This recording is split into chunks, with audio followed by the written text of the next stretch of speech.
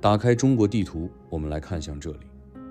在西北那片黃沙之地，曾經站着一個完完整整的帝国，疆域橫跨今天的寧夏、甘肅、陕北、內蒙西部。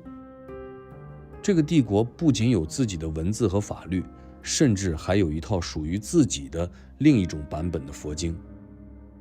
他曾經和宋朝打過仗，和遼國談判過，還和金國結盟，跟當時半個亞洲的幾個大人物都掰過手腕。他在歷史舞台上整整活了190年。然后某一天，他就這樣突然憑空不見了，城沒了，人沒了，文字也沒了，就連在史書裡的位置都被擠到了一個角落裡。一個在中國西北叱咤風雲的帝國，就像被誰用一塊巨大的橡皮擦把它從地圖上、從記憶裡、從教科書裡緩慢的、徹底的給擦掉了。這個帝國叫西夏，建立它的民族叫黨項。歡迎來到壁話太多，我是三太。在你準備放鬆之前，先點個讚，點下訂閱吧。更需要你送出 hype 積分。壁話太多需要你的支持和蓄能。好，讓我們一起沉入今晚的故事。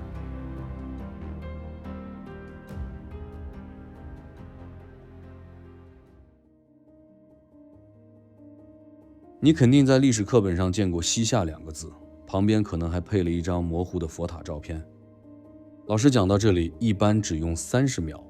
這個西夏呢，是由黨項族建立，後來被蒙古滅了。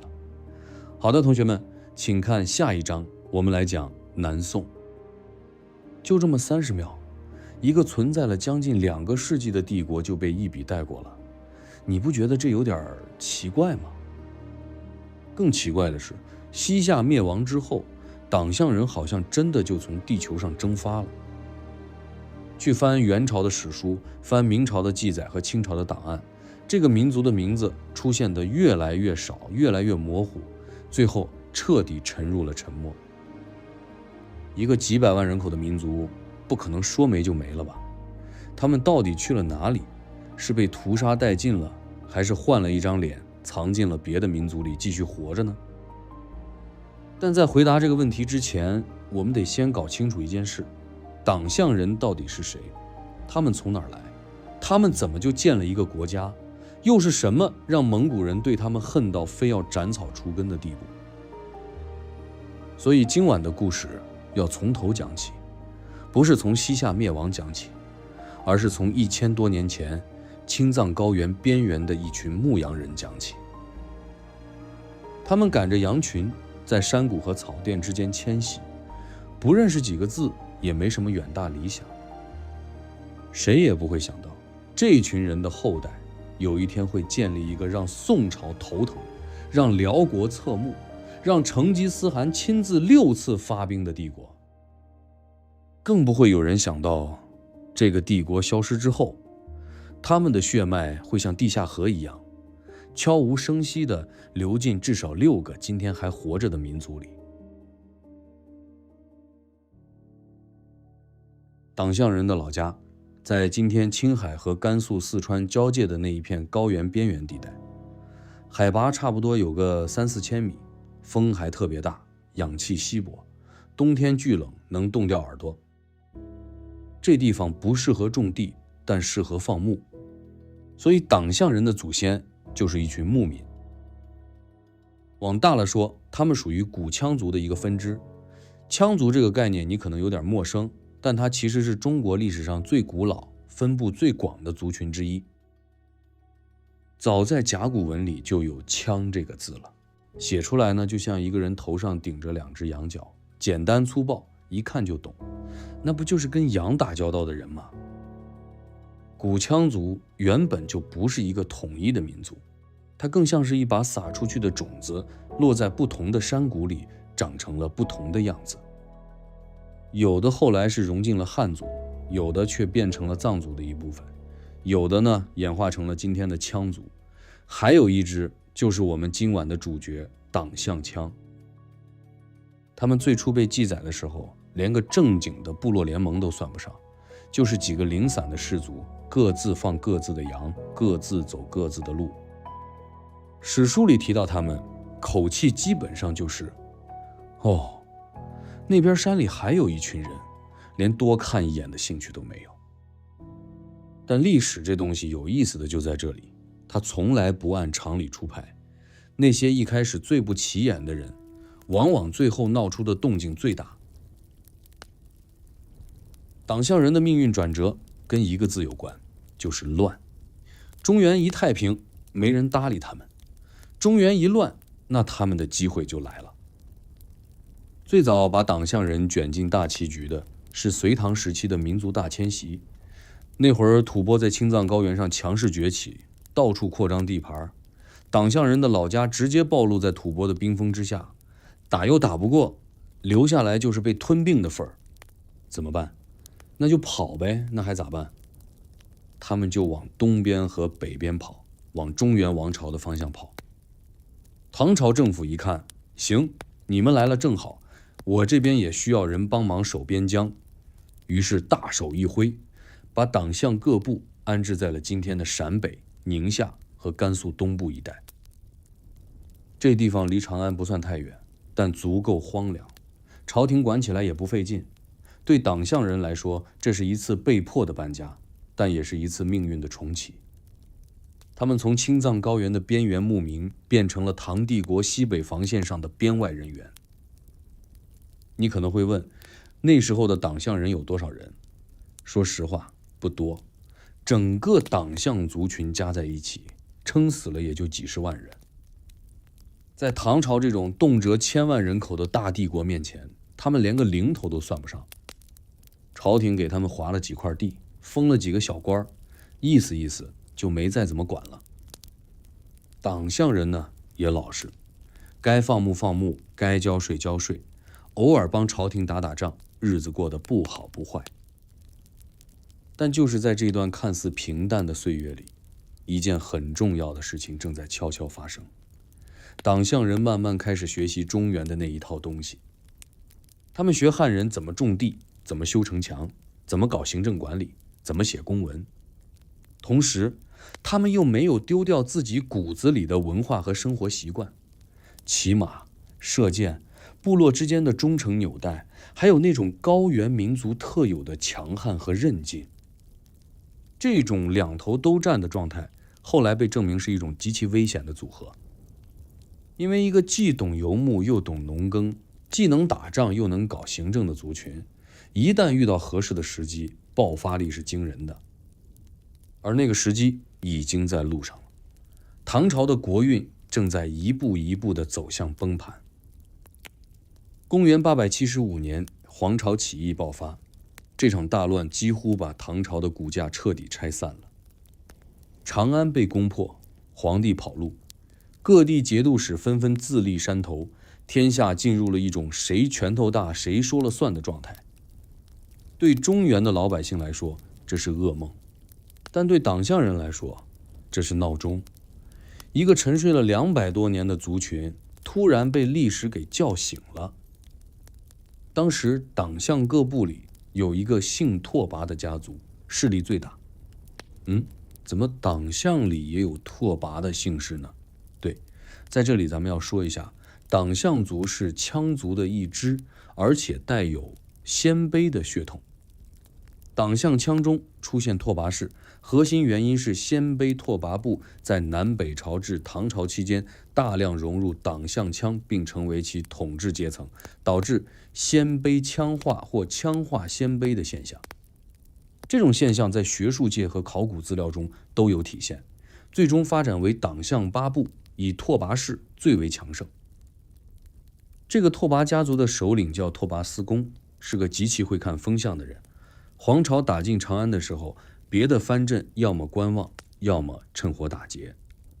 拓跋思恭偏偏反其道而行，帶着黨項騎兵南下秦王，幫唐朝皇帝打黃巢。這一仗打得很漂亮，雖然黨項兵不算多，但騎兵衝擊力強，在戰場上相當能打。唐僖宗感動壞了，大筆一揮，封拓跋思恭為夏州节度使，賜姓李。從此以後，拓跋家就改叫李家了，厲不厲害？哪個李？賜唐朝國姓，李唐的李，皇帝的姓，這面子給的夠大。你別小看賜姓這件事，在那個年代，這不只是換個名字那麼簡單，這等於皇帝公開承認你是自己人，是體制內的，給你交社保和五險一金。拓跋思恭拿到這塊金字招牌以後，那走路都變樣了，人上人了嘛。蒼蠅馆子出来以後也剔上牙了，再也瞧不起那些打工的和个体工商戶了。黨项人的地位一下子就不一樣了，他們不再是邊疆上的邊外牧民，而是正兒八經有地盤、有編制、有官方認證的地方實力派。差不多就是今天陕北到寧夏的一大片地方，全歸他們管。接下來的故事就更精彩了。唐朝亡了，中國進入到了五代十國時期。這段歷史簡單概括就是走馬燈。中原的皇帝換得比翻書還快，後梁、後唐、後晉、後漢、後周，50多年換了5個朝代。每換一個朝代，新皇帝第一件事就是到處拉攏地方勢力，穩住局面。黨項人怎麼辦？他們的策略簡直可以寫進商學院教材，誰上台就跟誰稱臣，誰給的條件好就幫誰，但絕不把自己的兵和地盤真正交出去。中原那邊打的是頭破血流，今天你滅我，明天我滅你。黨項人呢就在西北默默看着，每次新老板上台就派個使者過去磕個頭，送點這個馬匹和皮毛當見面禮，完了再拿回來一堆封號和賞賜。回到自己的地盤上，關起門來繼續練兵、屯糧、修城牆。50多年裡，中原換了5個朝代，黨項人的地盤不但沒縮水，反而還越來越大，人口越來越多，實力越來越強。到了北宋建立的時候，黨項李家已經在西北經營了將近100年。他們不但有了自己的軍隊，還有了自己的一套管理系統和稅收。名義上還是中原王朝的臣子，實際上跟獨立王國已經沒什麼兩樣了。宋太祖趙匡胤心裡清楚得很，但剛建國那會兒，他忙着統一中原，實在騰不出手來收拾西北這個刺頭，所以他選擇了一個很聰明的辦法，用錢砸。他給黨項人高官厚祿，希望他們的首領能主動放棄兵權，搬到開封來當個富貴閒人。這招對別人可能管用，但對黨項人來說，你讓他們放棄草原和馬背，去京城喝茶遛鳥，那還不如直接跟他們宣戰得了。矛盾就這樣一點一點攢了起來，一邊是越來越強硬的宋朝中央，一邊是越來越不聽話的黨項地方。火藥桶已經堆好了，就差一根引線。而點燃這根引線的那個人，是整個黨項歷史上最狠、最瘋也最有本事的一個角色。他的名字叫李元昊。李元昊這個人從小就不太正常，這話不是罵他，是誇他。他爹李德明走的是悶聲發大財路線，對宋朝畢恭畢敬，年年朝貢，換回來大量的茶葉、絲綢和銅錢，日子過得相當滋潤。按理說，兒子接着走這條路就行了唄，安安穩穩當個西北土皇帝，誰也不得罪。但李元昊偏不。據說他10幾歲的時候就跟他爹吵過一架。李元昊的意思是，我們黨項人是馬背上的戰士，不是靠磕頭換賞賜的叫花子。你整天跟宋朝人做生意，早晚有一天人家翻臉，咱們連還手的力氣都沒有。他爹聽完沒說話，心裡在想，這孩子吧，要麼是天才，要麼是瘋子。最後事實證明，他2樣都是。1038年，李德明去世，李元昊正式接班。他上台之後幹的第一件事，不是發表什麼施政演說，而是剃頭。他下令全族男子必須剃髮，只留頭頂一小撮，這是黨項人古老的傳統髮飾。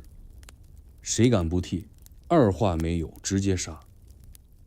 這一刀剃下去，意思就很明確了，我們不是漢人，我們也不打算變成漢人，我们是黨項人，我們有自己的活法。緊接着他廢除了唐朝赐的李姓和宋朝賜的趙姓，改回了一個黨項的名字，叫為民囊蕭。黨項語的意思是天子。光聽這個名字你就知道，這人完全不打算跟中原客氣了。然後他就開始要造文字。對，你沒聽錯，這哥們兒不光要建國，還要造一套全新的文字。他找了一個叫野利仁榮的大臣，兩個人關起門來搞了好幾年，整出了一套6000多個字的西夏文。這套文字吧，它長得像漢字，但比漢字可複雜的多了，那個筆畫多到讓人頭皮發麻。後面我們會專門聊這件事兒。李元昊造文字這件事本身就是一個巨大的政治宣言。我要讓我的民族有自己的語言，有自己的文化，有自己的靈魂。也是一個有文字的民族和一個没文字的部落，那確實是兩碼事兒。1038年10月，一切準備就緒，李元昊正式稱帝，國號大夏，定都興慶府，也就是今天寧夏銀川那一帶。西夏正式登上了歷史的舞台。這一年，北宋的皇帝是宋仁宗，遼國那邊坐着的是遼興宗。兩個大哥突然發現，自己中間怎麼蹦出來了一個小老弟，還自封皇帝了？那臉色可想而知。宋朝的反應最激烈，畢竟在宋朝眼裡，黨項人一直是自己的藩屬，你怎麼敢稱帝？宋仁宗立刻下令斷絕一切貿易，關閉邊境護市，擺出一副你要戰便戰的姿態。李元昊等的就是這一刻。其實他早就準備好了，甚至可以說他就是故意要激怒宋朝的。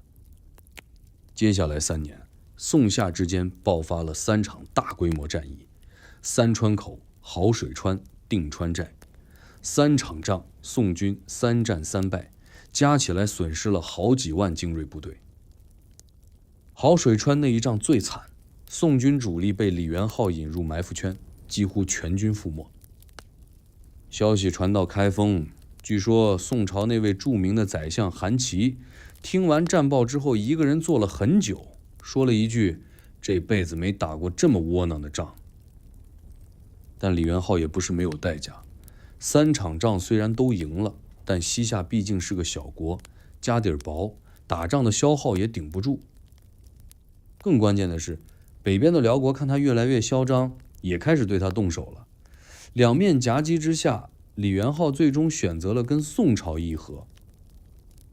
宋朝每年給西夏一大筆歲賜，包括銀子、绢帛和茶葉，換來的是西夏名義上向宋朝稱臣，面子給你，票子給我，大家各退一步，把這場戲演下去。李元昊贏了。他用10年不到的時間，從一個藩屬首領變成了一個被宋、遼都承認的皇帝，西夏成了東亞棋盤上的第3股力量。但這個人的結局卻跟他的崛起一樣猛烈。他晚年猜忌成性，殺功臣、殺兒子、搶兒媳，最後被自己的親生兒子砍掉了鼻子，重傷而死。一代梟雄死在了自家人的刀下。但他留下來的那個國家，卻還要在風雨裡再戰將近200年。李元昊死後，西夏的皇位傳到了一個1歲的嬰兒手裡。1歲連路都不會走，就得當皇帝。這事兒聽起來荒唐，但在西夏的歷史裡，這種事兒一點都不稀奇。西夏前後傳了10個皇帝，其中好幾個都是小孩登基。真正掌權的往往是他們的母親。太后當家，在西夏幾乎成了一種傳統。你要是穿越回去看西夏朝堂，很可能發現坐在最高位置上的不是皇帝，而是他媽。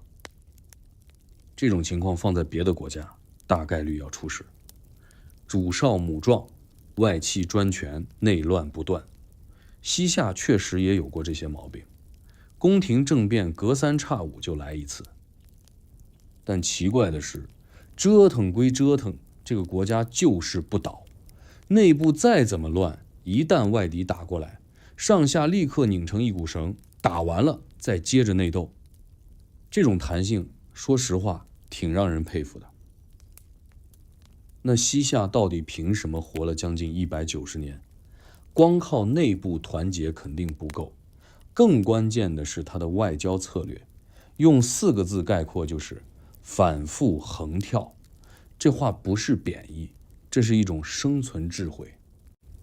你看西夏的地理位置就明白了，它東邊是北宋，後來是金國，北邊是遼國，後來是蒙古，南邊是吐蕃各部，西邊是回鹘。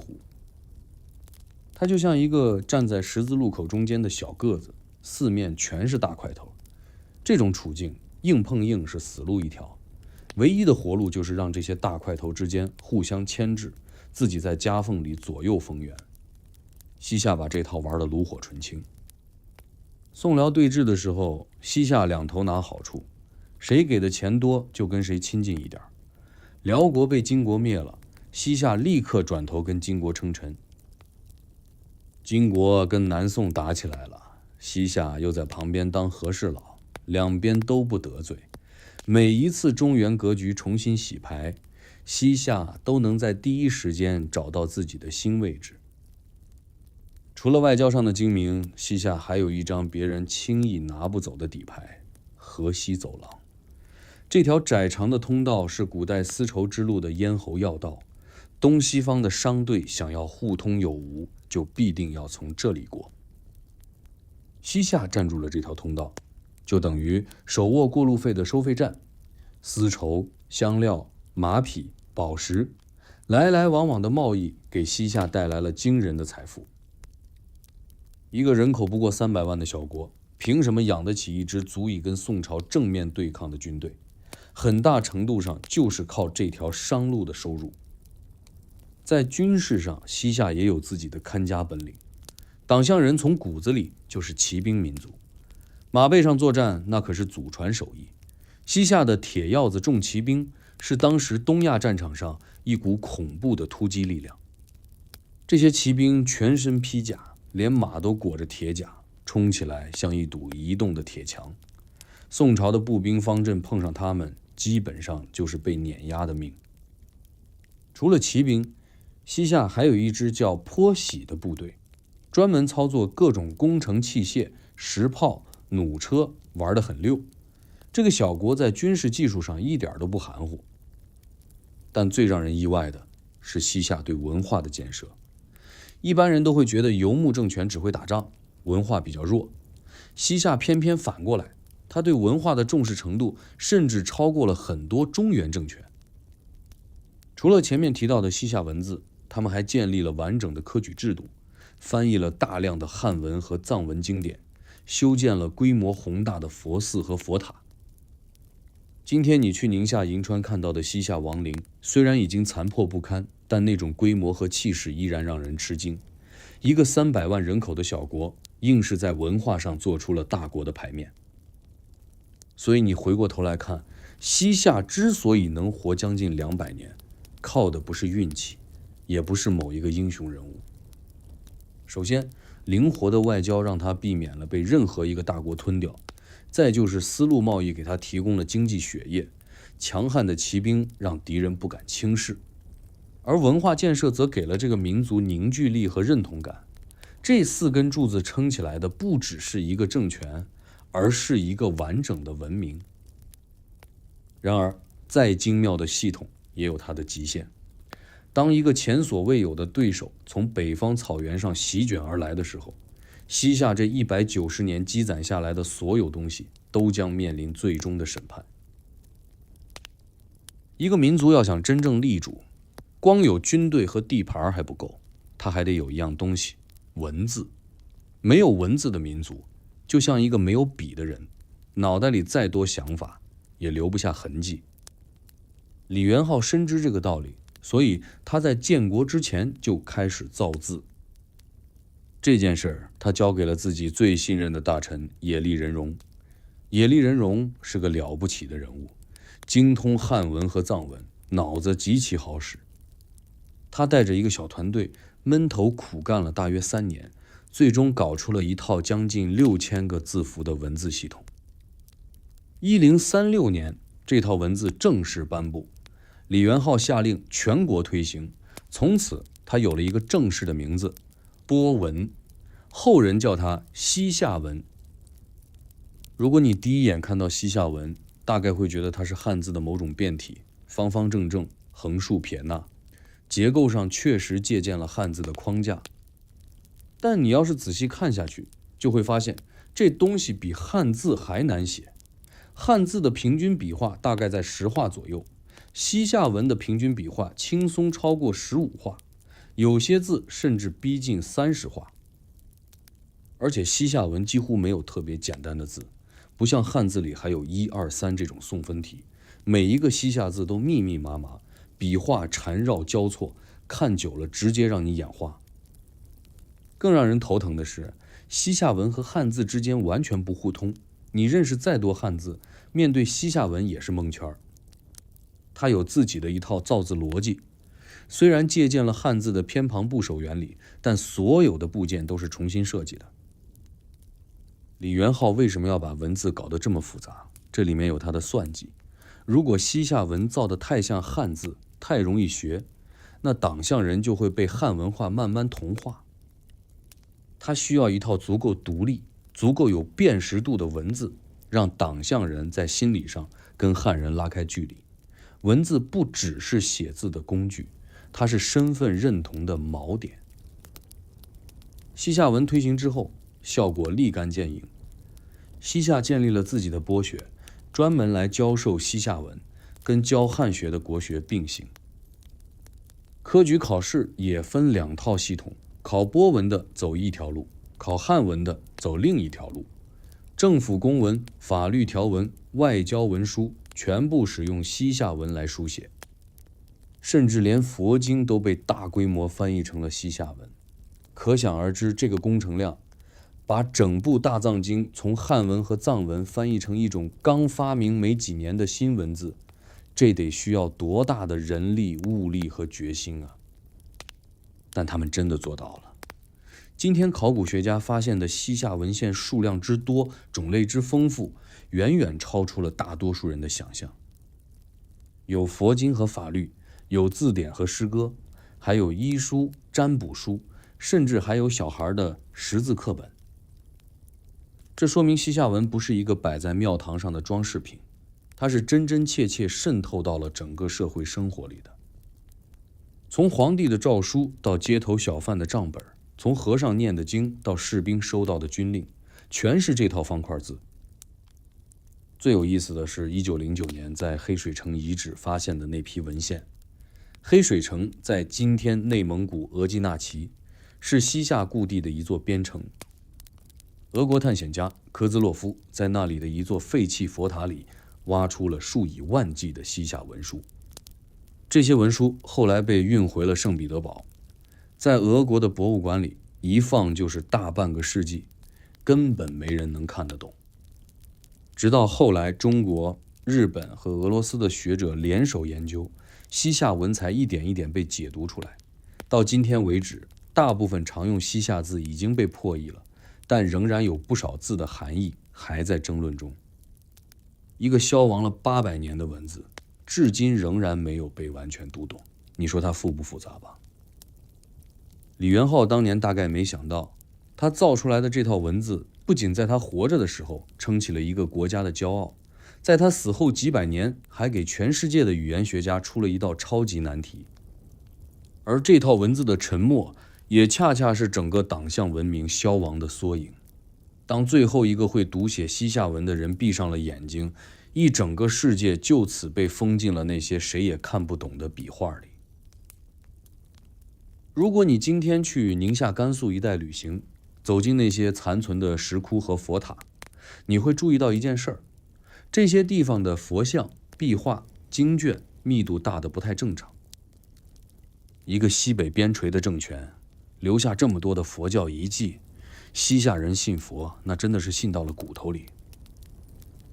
黨項人最早的信仰是萬物有靈的原始薩滿教，山有山神，水有水神，打仗之前要殺羊祭天。但迁到西北之後，他们開始大量接觸佛教。這片土地本來就是佛教東傳的重要通道，敦煌、張掖、武威，到處都是佛窟和寺院。黨項人一到這裡，等於直接走進了一個巨大的佛教磁場。再加上他們的鄰居吐蕃是藏傳佛教的大本營，往來之間，佛教對黨項人的滲透速度比任何軍事征服都要快。到了李元昊建國的時候，佛教已經不只是民間信仰了，它變成了國家意識形態的一部分。李元昊本人雖然是個殺伐果斷的梟雄，但他對佛教的態度非常認真。他在興慶府大規模修建佛寺，專門設立了一個叫藩漢二司的機構來管理宗教事務。他還把翻譯佛經當成一項國家級工程來推進，組織大批學者把漢文和藏文的佛經翻譯成西夏文。前面說過的那套複雜到讓人頭疼的文字，最大的用武之地之一就是寫佛經。但真正把西夏佛教推到巔峰的，不是李元昊，而是他之後的幾位皇帝，尤其是西夏中期到晚期，皇室对佛教的投入幾乎到了不計成本的地步。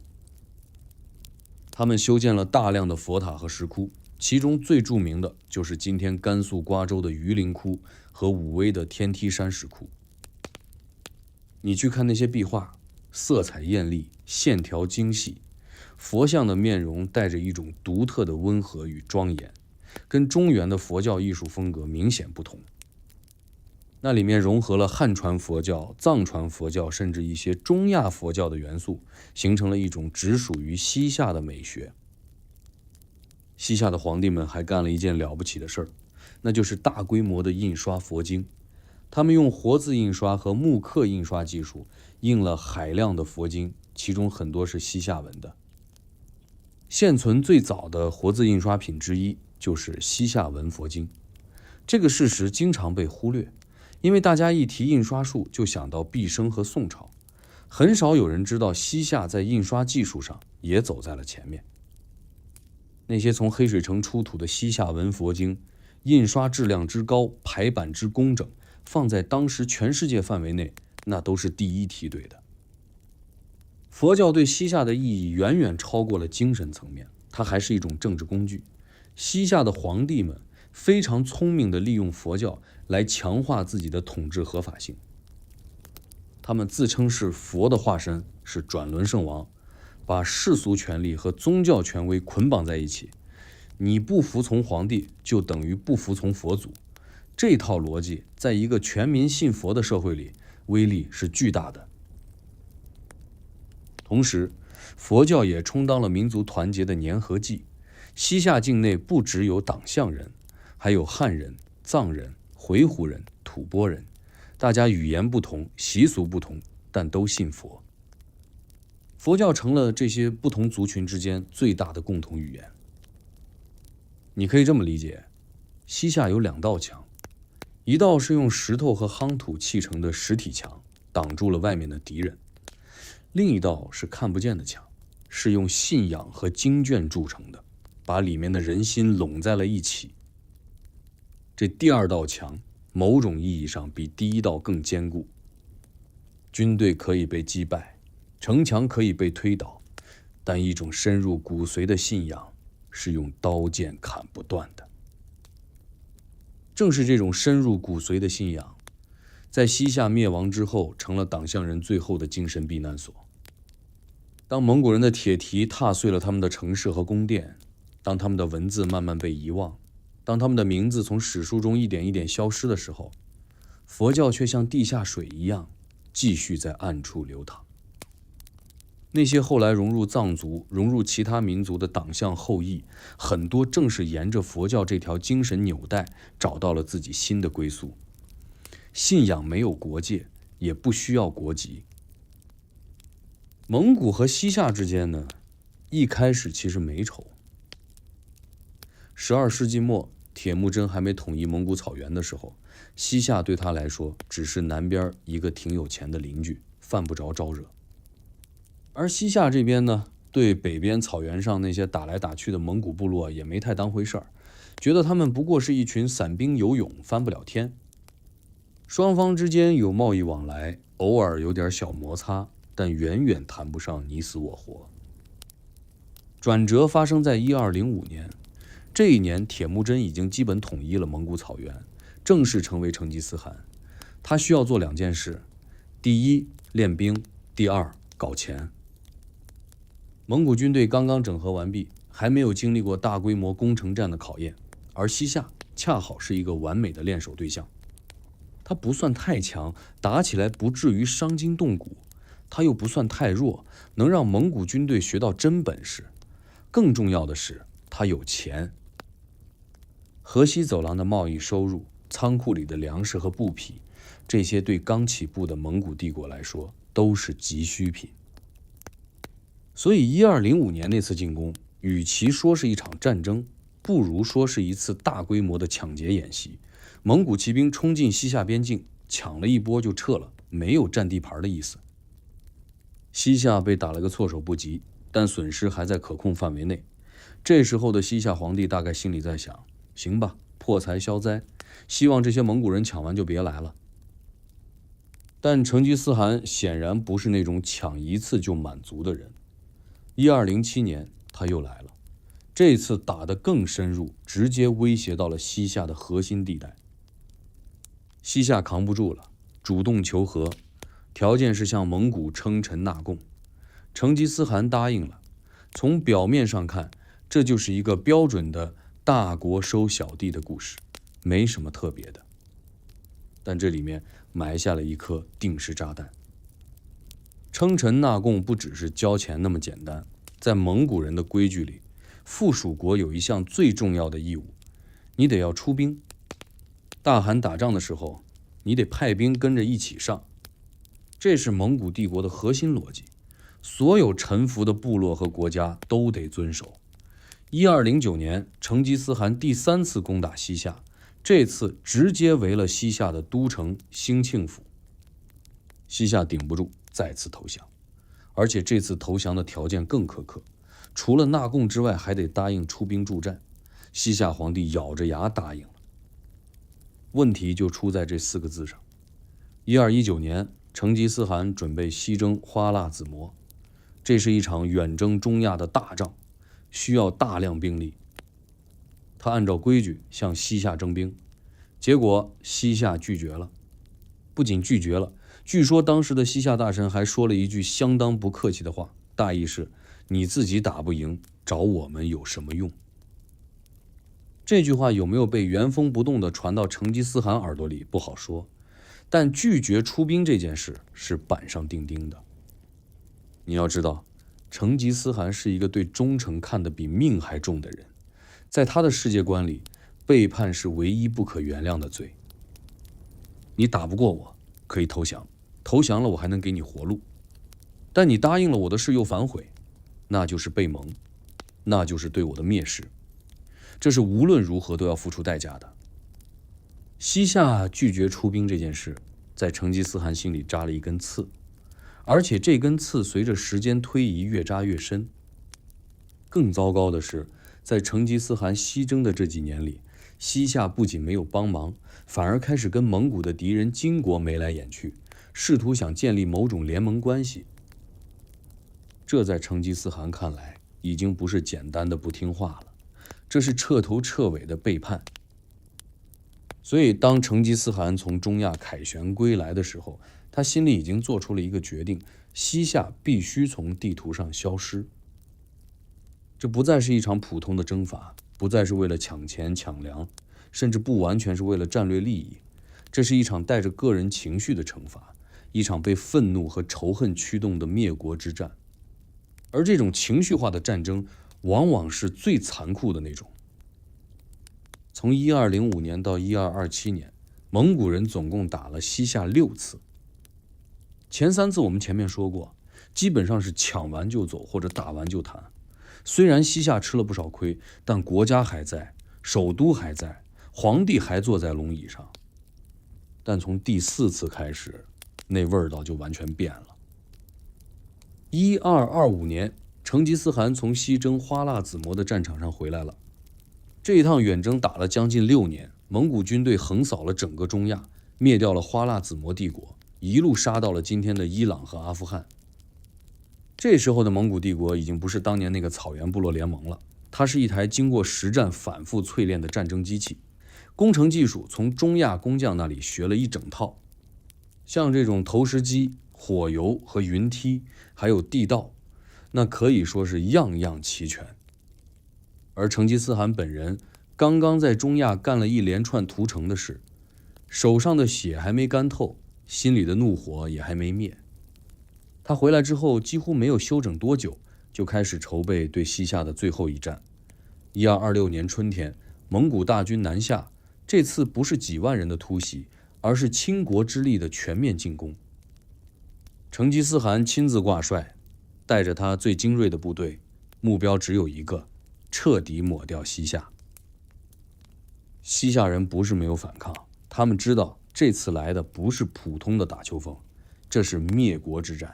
西夏最後一個皇帝李介緊急調動了所有能調動的兵力，試圖在邊境線上擋住蒙古人。但雙方的實力差距已經太大了。蒙古軍隊先拿下了西夏西部的重镇沙州和肃州，然後一路向東推進。沿途的抵抗雖然激烈，但在蒙古人的絕对兵力優勢面前，每一座城池的陷落都只是時間問題。1226年秋天，蒙古軍隊推進到了靈州，這是兴庆府的最後一道屏障。西夏在這裡集結了大約10萬人的主力部隊，準備拼死一搏。這場靈州之戰是整個滅國戰爭中規模最大的一次正面交鋒。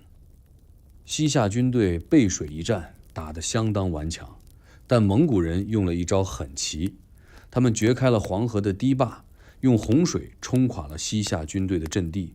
水淹之後，西夏主力幾乎全軍覆沒，靈州陷落，通往兴庆府的大門被徹底打開了。接下來就是圍城。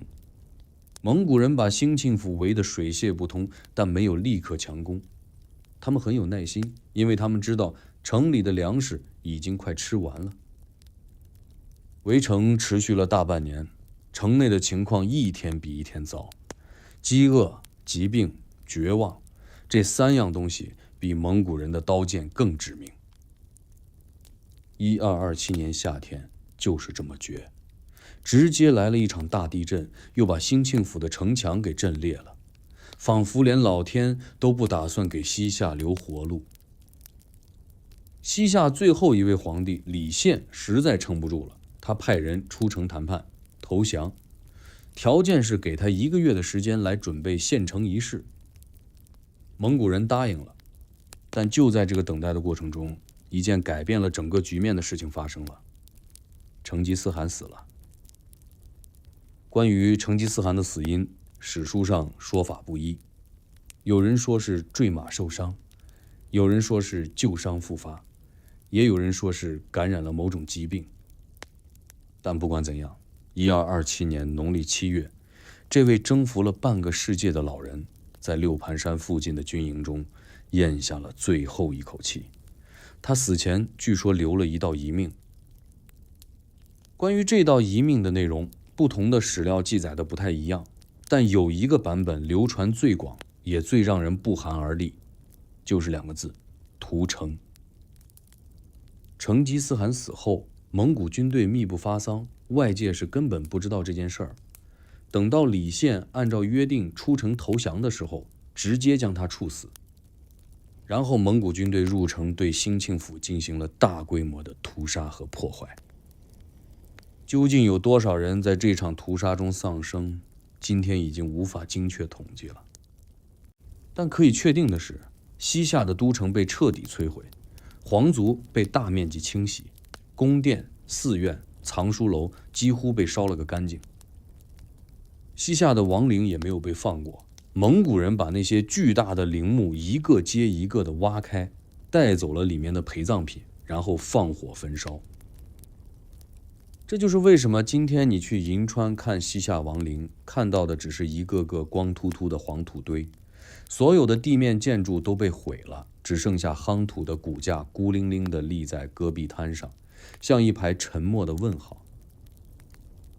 一個帝國就這樣結束了，190年的基業化成了一片瓦礫和灰燼，但在這片灰燼之下，還有活着的人。是的，那些沒有死在屠刀下的黨項人，他們去了哪裡？他們又變成了誰？這才是整個故事最耐人尋味的部分。西夏滅了，但黨項人沒有滅。這話聽起來像廢話，但你仔細想想，其實一點都不簡單。一個被蒙古鐵騎滅國的民族，在滅國之後，居然還能以一種有組織的方式繼續存在，這本身就是一件需要解釋的事情。首先，我們得搞清楚一個基本事實：屠城是真的，但屠城不等於滅族。蒙古人在興慶府的屠殺確實慘烈，但西夏不只有一座城市。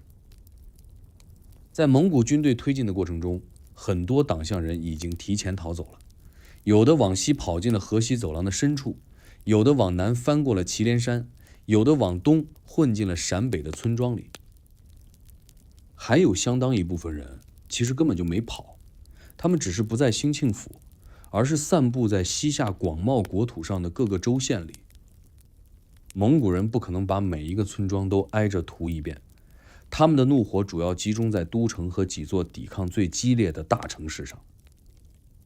更重要的是，蒙古帝国是一台講究效率的機器，憤怒歸憤怒，成吉思汗的繼承者們很快就意識到，把黨項人全部殺光既不现實也不划算。蒙古人需要人來種地、放牧、納稅、當兵，一片空無一人的廢土對征服者来說那毫無價值。所以在最初的血腥清洗過後，蒙古人很快調整了政策，開始收編和利用幸存的黨項人。在元朝的戶籍制度裡，黨項人有了一個新名字，叫做唐兀人。這個唐兀就是黨項的蒙古語音譯。元朝把治下的人口分成4等，分別是蒙古人、色目人、漢人、南人。那麼唐兀人就被歸入了排在第2等的色目人行列裡。色目人这個詞字面意思是各色名目之人，包括了所有來自中亞、西域和西北的非漢族群體，像這個回人、維吾爾人、唐兀人都在這個大類裡面。第2等聽起來好像也還行，確實，比起排在最底層的南人，唐兀人在元朝的地位算是不錯的。他們可以參軍，可以做官，有些甚至還做到了相當高的位置。元朝歷史上最有名的唐兀人，那大概就要數於闕了。這位爺在元末做到了安庆守將，抵抗紅巾軍起義的時候死戰不退，最後城破殉國。你看，一個黨項後裔在滅掉自己祖國的蒙古人建立的政權裡當忠臣，最後為了保衛這個政權戰死。歷史有時候就是這麼擰巴。除了這個於闕，元朝呢還有不少有名有姓的唐兀人，有當將軍的，有當文官的，有搞翻譯的，甚至還有寫詩的。這說明了在蒙古帝國的框架內，黨項人作為一個可識別的族群並沒有立刻消失，他們保留着自己的族群標籤，在元朝的社會結構裡有自己的生態位。他們当然不可能再建國了，那個時代已經過去了，但作為一個族群，他們至少在元朝的前半段還是清晰可辨的。但這種可辨識性正在一天天的減弱。最關鍵的原因是，西夏滅亡之後，黨項人失去了維繫民族認同的幾根支柱。首先就是文字。西夏文在元朝初期呢，還是有一些人在使用的，尤其是在佛教領域，一些寺院仍然在用西夏文抄寫和印刷佛经。但隨着老一輩识字者逐漸去世，新一代的党項年輕人越來越多地轉向蒙古文和漢文，西夏文的使用範圍在不斷萎縮。到了元朝中後期，能讀寫西夏文的人已經屈指可數了。一種文字的死亡，就是一種文化記憶的死亡。其次是政治實體的消失，沒有了自己的國家，沒有了朝廷、官僚系統和軍隊，黨項人就失去了一個把散落各地的族群凝聚在一起的核心。在元朝的體制下，唐兀人被打散安插到不同的地方，有的在甘肃，有的在河南，有的在四川，甚至有的被調到了雲南和福建，距離一遠，聯繫就斷了。幾代人下來，各地的唐兀人開始跟當地的主流族群通婚混居，語言習俗慢慢被同化。你爺爺還知道自己是黨項人，你爸爸可能還記得幾個西夏文的字。等到了你這一代呢，大概只剩下族譜上的姓氏還在提醒你，你的祖先曾經是來自一個叫西夏的地方。元朝是党项人從一個獨立民族變成一個歷史記憶的過渡期，在這100年裡，他們沒有轟轟烈烈的消亡，而是像一塊冰丟進了溫水裡，慢慢的、安靜的融化了。並不是所有的黨项人都被打散到了天南海北，有相當一部分人哪儿也沒去，就留在了祖先生活過的那片土地上。寧夏、甘肅、陕北、青海東部，這些地方既是西夏的故土，也是黨項人最熟悉的家園。他們的城市被毀了，皇帝沒了，國號消失了，但腳下的土地還在，門前的河水還在流。留下來的人不是沒有選擇，而是選擇了一種最安靜的活法，那就是換一個身份繼續過日子。最大規模的融合發生在漢族當中，這不難理解。西夏立國將近200年，境內本來就有大量漢族人口，黨項人跟漢人混居通婚早就不是什麼新鮮事。滅國之後，這個過程加速了。失去了官方身份和政治保護的黨项人，為了在新秩序下活下去，最務實的辦法就是跟周圍的漢人融為一體，改漢姓，說漢話，穿漢服，按漢人的規矩辦紅白喜事。1、2代人下來，外人已經完全看不出區別了。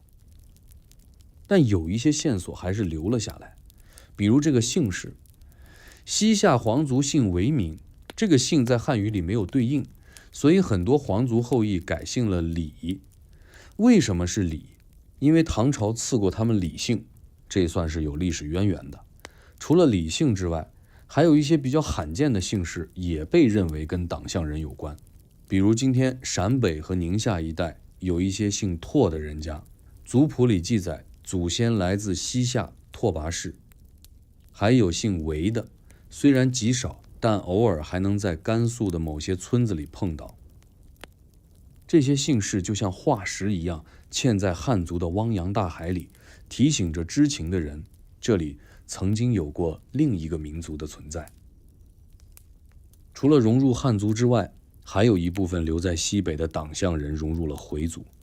這條路徑可能出乎很多人的意料，但如果你了解西北的民族史，就會覺得這其實非常合理。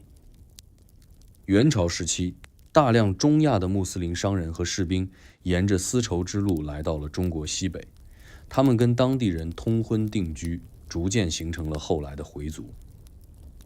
而在這個過程中，當地的當地人是誰？很大一部分就是原來西夏故地上的黨項後裔。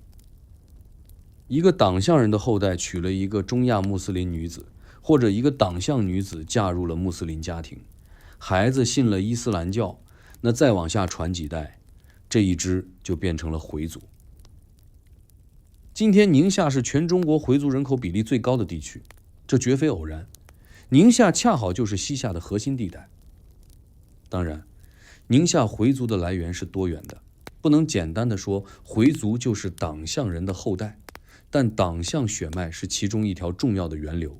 這一點在學術界已經有了相當多的討論和證據支持。還有一個常被忽略的去向，就是這個裕固族。裕固族今天主要生活在甘肃肃南裕固族自治縣，人口不到2萬。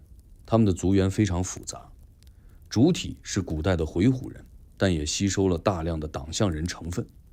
這很好理解，因為裕固族的居住地就在河西走廊一带，正好是西夏曾經控制的區域。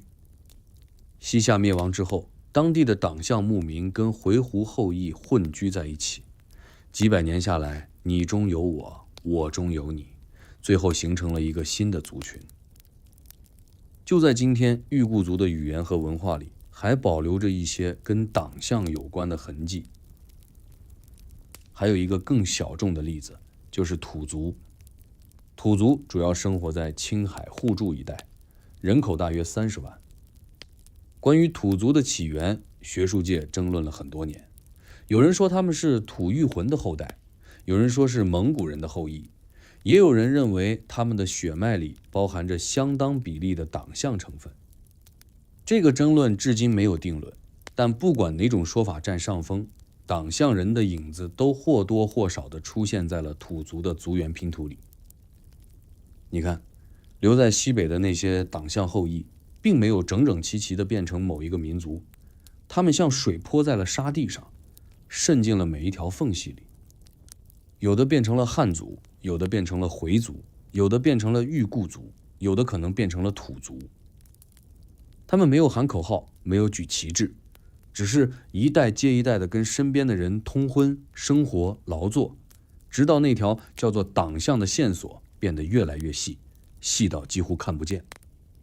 但看不見不等於不存在，它只是藏得更深了。往西北的故事講完了，現在我們把目光轉向另一個方向，南邊，準確地說是西南。在西夏滅亡前後，有一支黨項人選擇了一條完全不同的逃亡路線。他們沒有留在原地等待被同化，也没有跟着蒙古人的編制走，而是翻過了高山，走進了青藏高原的深處。這條路線聽起來有點瘋狂，從寧夏、甘肅一路往南，要翻越祁連山脈，穿過青海的高原草甸，然後進入今天四川西部和西藏東部的橫斷山區。這片區域海拔高，地形複雜，氣候惡劣，就算今天開車走都不輕鬆，更別說800年前用2條腿翻山越嶺了。但對於一群亡國之人來說，路難不難走不是重點，重點是蒙古人的馬隊追不追得上來。橫斷山區的崇山峻嶺，那可是天然的屏障，騎兵到了這裡就沒了優勢，蒙古人再厲害也不可能把每一條山谷都搜遍。關於這支南遷黨項人的具體路線和時間，史書上的記載非常模糊，這不奇怪，亡國逃難的人不會沿途立碑記錄行程。但後來的研究者通過田野調查、地名考證和民間傳說，大致拼出了一條脈絡。他們從甘肅南部和青海東部出發，沿着黄河上游和大渡河的河谷地带南下，最終散落在了今天四川甘孜藏族自治州、阿坝藏族羌族自治州以及西藏昌都一带。这些地方有一個共同的特點，都是藏族聚居區。南遷的黨項人到了這裡之後，面對的主要鄰居就是藏族，而這兩個族群之間其實有着比你想象中深得多的淵源。別忘了，黨項人本身就是古羌族的一支，而藏族的祖先同樣跟古羌族有着千絲萬縷的聯繫。在語言學上，黨項語和古藏語同屬漢藏語系的藏緬語族，彼此之間有不少相似之處。在宗教上，西夏晚期大量吸收藏傳佛教的元素，很多黨項人对藏傳佛教已經相當熟悉，所以當這些黨項逃亡者走進藏區的時候，他們並不像是走進了一個完全陌生的世界。語言有相通之處，信仰有重疊之處，甚至長相和生活方式都有幾分相似。融入藏族對他們來說是所有選項中阻力最小的一條路。融入的過程是緩慢而自然的。第一代人可能還記得自己是黨项人，還會說幾句黨項話，還保留着一些西夏的習俗，但他們的孩子從小在藏族村寨裡長大，跟藏族小孩一起放牛，一起念经，一起過藏曆新年。到了第3代、第4代，黨項的記憶就只剩下家裡老人偶爾提起的一些片段了。再往後幾代，連這些片段都消失了，只有某些家族的口頭傳說裡還隱約保留着一句話：我們的祖先是從北方來的。從北方来的，這5個字在藏區的好幾個地方都被記錄過。四川甘孜的一些藏族部落裡，有老人會說他們的祖先不是本地人，是很久以前從北邊的大國逃過来的。西藏昌都和那曲的某些家族裡也流傳着類似的說法。這些口頭傳說當然不能直接等同於歷史事實，但當不同地方互不相识的人群講出了高度相似的故事時，你很難把它完全當成巧合。更有意思的是，在某些藏族部落的丧葬習俗上，藏族傳統上實行天葬，這是眾所周知的。但在甘孜和阿壩的個別地方，有些家族卻保留着火葬或土葬的傳統，這跟藏族主流的喪葬方式明显不同。而火葬恰恰是西夏党项人常見的丧葬方式之一。一個藏族村子裡為什麼會有人堅持火葬？最合理的解釋就是他們的祖先帶着这個習俗從另一個地方來，然後在漫長的歲月裡頑固地保留了下來。習俗這種東西有時候比語言和文字更頑強，因為它跟生死相關，跟對祖先的敬畏相關，是最不容易被改變的那一層。当然，融入藏族的党项人在数量上很难精確估算，他們不像留在西北的那些同胞，還能在戶籍和姓氏裡留下痕跡。在藏區，他們的痕跡更多的藏在語言的底層、習俗的細節和基因的密碼裡。想要把他們從藏族的汪洋大海中辨認出來，需要語言學家、人類學家和遺傳學家一起動手。而這件事確實有人在做，在所有被認為包含黨項血脈的族群裡，有一個特別引人注目，他們甚至被很多學者稱為活着的西夏人。他們生活在四川甘孜最偏僻的山谷裡，至今還保留着一種跟周圍所有人都不太一樣的語言和文化。四川甘孜藏族自治州的康定、道孚、雅江一带，有一片被雪山和峡谷包圍的高原谷地。這裡的海拔在3000到4000米之間，空氣稀薄，冬天漫長，外面的人很少進來，裡面的人也不太出去。就是在這樣一個幾乎與世隔絕的地方，生活着一群被稱為木雅人的人。木雅人在行政上被劃歸藏族，身份證上民族那一欄寫的也是藏。但如果你真正走進他們的村寨，跟他們待上幾天，你會發現很多東西對不上。首先是語言，木雅人日常交流用的不是標準的藏語康方言，而是一種叫木雅語的獨特語言。這種語言周圍的藏族人聽不懂，語言學家研究之後發現，它在語法結構和核心詞彙上跟藏語有明顯差異，反而跟已經消亡的黨項語有一些驚人的相似之處。注意，不是完全一樣，而是在某些基礎詞彙和語法特徵上呈現出一種親緣關係。這種親緣關係遠比木雅語跟周邊藏語方言之間的關係更近。然後是建築，木雅人傳統的房屋是一種高大的石砌碉樓，有的高達10幾米，牆壁厚實，窗戶狹小，遠遠看去像一座座小型堡壘。這種建築風格在整個藏區都不算罕見，但木雅人碉樓的建造技術和外觀細節跟甘肅、寧夏一帶發現的西夏建築遺跡有某種微妙的相似性。當然了，僅憑建築風格就下結論未免草率，但它至少是拼圖中的一塊。還有就是這個長相，這一點比較主觀，但去過木雅地區的人類學家和旅行者都經常提到一個觀察：木雅人的面部特徵跟周圍的康巴藏族有細微的不同。他們的臉型、鼻型和膚色似乎更接近西北的漢藏混合型，而不是典型的高原藏族面孔。這當然不能作為科學證據，但作為一種觀察，它跟其他線索指向了同一個方向。真正讓學術界把牧雅人和西夏聯繫起來的是一個歷史地名。在藏文史料裡，西夏有一個別稱叫彌曜或牧雅，沒錯，就是同一個詞。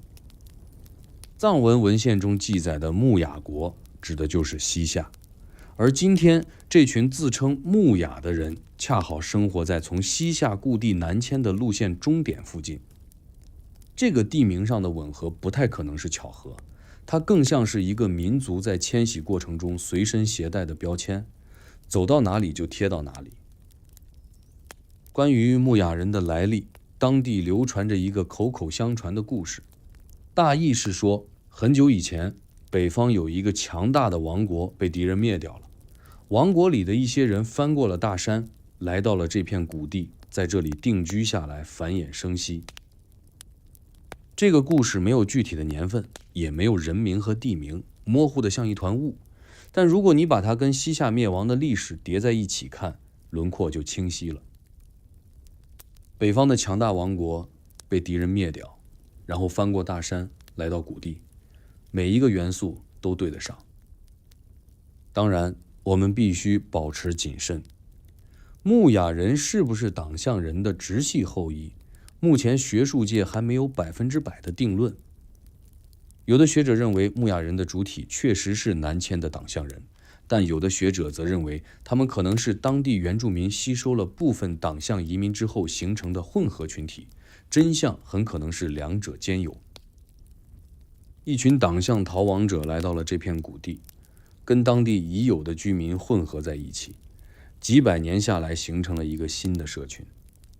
這個社群的血液裡流着黨項的成分，語言裡保留着黨項的痕跡，記憶裡攜帶着北方故國的影子，但同時它也吸收了大量藏族和其他本地族群的元素，變成了一種全新的存在。這就是文明傳承的真實面貌，它從來不是一條筆直的線，而是一棵不斷分叉、不斷嫁接的樹。牧雅人不是冰凍在琥珀裡的西夏活化石，他們是一粒從西夏的大樹上掉落的種子，落在了新的土壤裡，長成了新的樣子。但如果你小心地剝開樹皮，仔細辨認年輪的紋路，你還是能看到那棵老樹的影子，隱隱約約，卻從未消失。前面講的那些線索，地名也好，傳說也好，建築風格也好，說到底那都是間接證據。他們可以指出一個方向，但沒辦法一錘定音。要真正回答黨項人的血脈到底流到了哪裡這個問題，最終還是得靠兩樣東西，那就是族譜和 DNA。咱們先說這個族譜。中國人修族譜的傳統源遠流長，很多家族的譜牒可以追溯到幾百年甚至上千年前。對於尋找黨項後裔來說，族譜是一條極其重要的線索。過去幾十年裡，研究者在全國各地陸陸續續發現了一些非常有意思的家族記錄。其中有一項最轟動的發現是來自安徽，是不是很意外？離西夏隔了大半個中國的安徽，在這個安徽的東至縣呢，有一支余姓家族，他們的族譜清清楚楚地記載着始祖余闕，元朝官員，唐兀人。就是我們前面提到的那位死守安慶，最後殉城的余闕。余闕的後人在他死後留在了安徽，世世代代繁衍至今，已經完完全全變成了當地漢族的一部分。但族譜裡那句唐兀人3個字，像一枚密封在信封裡的郵票，穿越了700年的時光，把這個家族跟遙遠的西夏連在了一起。在這個河南、河北、四川也有類似的發現。河南濮陽有一支楊姓家族，族譜裡記錄祖先來自夏國。河北保定有一支唐姓家族，自稱先祖，是西夏皇室後裔，因為唐兀的唐而改姓唐。還有像四川西昌有一支家族保存着一塊明代墓碑，碑文上明確刻着墓主人是西夏后裔。这些散落在不同省份的族譜和碑刻拼在一起，就是一張党项人離散的地圖。它告訴了你滅國之後的党项人被命運都甩到了哪些地方。但族譜也有它的局限性。首先，不是所有家族都有修譜的傳統，尤其是社会底层的普通百姓，很多人根本就沒有族譜。其次就是族譜是可以被篡改和美化的。古人為了給自己的家族貼金，偶爾會編造一個顯赫的祖先，所以光靠族譜還不夠，還需要一種更客觀、更不會說謊的證據，那就是基因了。進入21世紀之後，分子人類學的突飛猛進，給黨項人的研究打開了一扇全新的大門。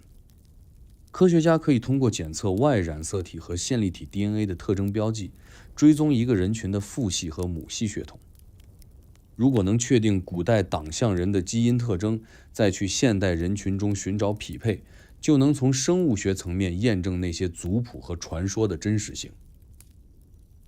研究者最先做的事情是從西夏故地的古墓中提取 DNA。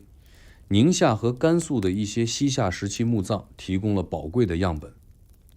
通過分析這些古代樣本的遺傳特徵，科學家建立了一個黨項人的基因參考框架，然後他們拿着這個框架去跟現代人群做比對。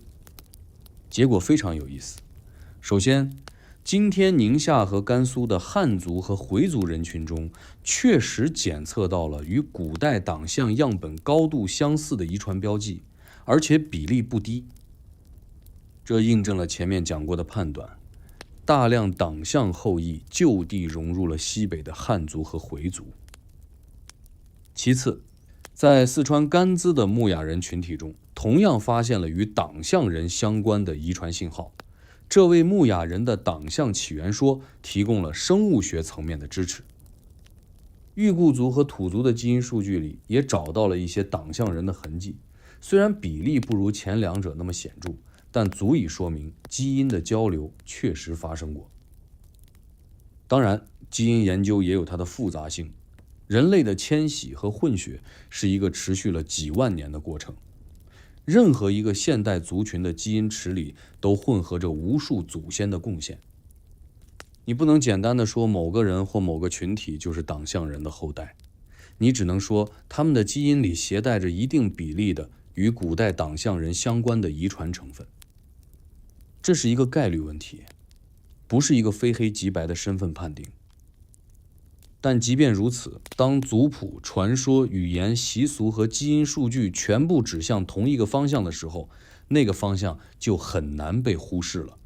黨項人的血脈沒有斷絕，它分成了無數條細流，滲進了漢族、回族、藏族、裕固族、土族，還有木雅人的身體裡。每一條細流都很微弱，微弱到攜帶者自己可能都毫無察覺。但它們加在一起，匯成的是一條橫跨800年的暗河。這條河沒有名字，沒有河床，也沒有人在岸邊立碑，但它一直在流淌着。我們花了這麼長的時間，從青藏高原邊緣的羊群講到蒙古鐵騎的屠城令，從李元昊的剃髮令講到黑水城裡沉睡了幾百年的經卷，又從寧夏的回族村莊講到四川甘孜深處的木雅碉樓，最後又鑽進了實驗室裡的 DNA 序列。這一路走下來，那個最初的問題現在可以回答了：黨項人到底去了哪裡呢？答案是，他們哪兒也沒去，他們就在這裡，就在你身邊，在人群中，在超市排隊的隊伍裡，在早高峰的地鐵車廂裡，只是他們不再叫黨項人了。讓我們最後把這張地圖完整的鋪開來看一遍。第一條支流是流入了漢族，這也是數量最大的一支，主要集中在寧夏、甘肅和陕北一帶，但也有少量隨着元朝的調配散落到了安徽、河南、河北還有四川等地。他們改了漢姓，說了漢話，幾代人之後就跟周圍的漢人完全融為一體了。今天你在西北遇到一個姓李的、姓拓的，甚至姓韦的人，他的血管裡可能就流着党项人的血液。第二条支流是流入了回族，西夏故地上的党项后裔跟元朝时期迁入的中亞穆斯林通婚混居，一部分人接受了伊斯蘭教，逐漸融入了正在形成中的回族。宁夏今天是中国最大的回族聚居区，这片土地的地层裡叠压着党项人和穆斯林移民的两层底色。第三条支流流入了藏族，南迁的党项人翻过祁连山，沿着河谷走进了藏区，跟当地藏族混居通婚，最終被藏族社会吸收。他們的痕迹藏在某些部落的口頭傳說裡，藏在一些不太尋常的喪葬習俗裡，也藏在基因檢測的數據裡。第四條支流就是木雅人，這是最特殊的一支。他們雖然在行政上被劃歸藏族，但在語言、文化和自我認同上都保持着一定的獨立性。他們是目前被學術界公認的與黨項人關係最密切的現存群體。木雅人呢，就像一個半透明的容器，你透過他們依稀還能看到西夏的輪廓。第五條支流流入了裕固族，河西走廊上的黨项牧民跟回鶻後裔融合在一起，成為了裕固族的一部分。裕固族的人口雖然很少，但他們的存在本身就是一部微型的民族融合史。第六條支流流入了土族，這條支流最為模糊，學術上還存在爭議，但青海互助一帶的土族基因數據裡確實檢測到了與黨項人相關的遺傳成分。六條支流，6個方向，6種面孔，一個民族分解成了6份，融進了6個不同的族群裡。沒有任何一個族群可以單獨代表黨項人，但每一個裡面都藏着黨項人的一小片。這種消亡方式跟我們通常想象中的滅族完全不同。沒有最後一個黨項人孤獨地死在某個角落的戲劇性場景，有的只是一代又一代人安靜地結婚、生子、老去，在這個過程中，慢慢的、不知不覺地變成了別人。就這樣，一個擁有自己的文字和宗教，擁有自己軍隊和帝國的民族，最終卻連個名字都沒有留下。但換一個角度想，這也許恰恰是生命最真實的樣子。地球上曾經出現過的絕大多數民族，最終的命運都是融合而不是延續。純粹的血統是一個幻覺，那從來就不存在。今天的漢族就是幾十個古代族群融合的結果。藏族是，回族是，世界上每一個民族都是這樣。黨項人只是比較晚的加入了這場大河流而已。那麼關於黨項人的故事呢，到這裡就講完了。夜已經很深了，不知道你現在是在被窩裡聽呢，還是戴着耳機走在回家的路上。800年前的月光跟今晚的其實是同一輪，那些在山谷裡趕路的人和跟此刻在屏幕前安靜聽故事的你，呼吸的也是同一片天空下的空氣。